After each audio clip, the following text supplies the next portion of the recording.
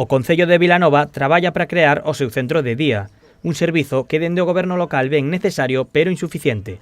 Para cubrir a demanda de todo o municipio e evitar desplazamentos ás persoas maiores, Gonzalo Durán propón sumarse á iniciativa das Casas dos Maiores.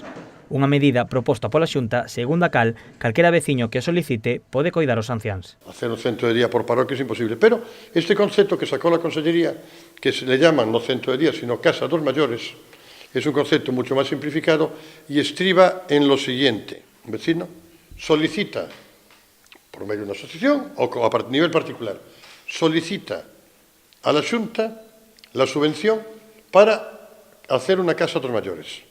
Una casa de mayores que lo puede hacer en su propia casa o, en este caso, nuestra intención es que, para que las instalaciones sean dignas, colabore el ayuntamiento y sea el que ponga los locales.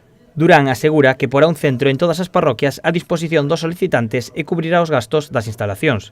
Os coidadores recibirán unha subvención da Xunta e atenderán a un máximo de 5 anciáns. La persona esta que solicita a Casa dos Mayores solicita una subvención, que es un sueldo, para atender a 5 ancianos. 5. Como veis, al ser solo 5, se llena en cualquier sitio.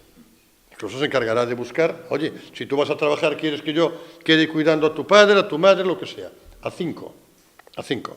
Estes coidadores non necesitan estudos previos, pero serán formados pola Xunta. No necesita la persona tener formación ninguna, necesita tenerla, pero se la va a dar en este programa, la formación la da la Xunta. ¿Vale?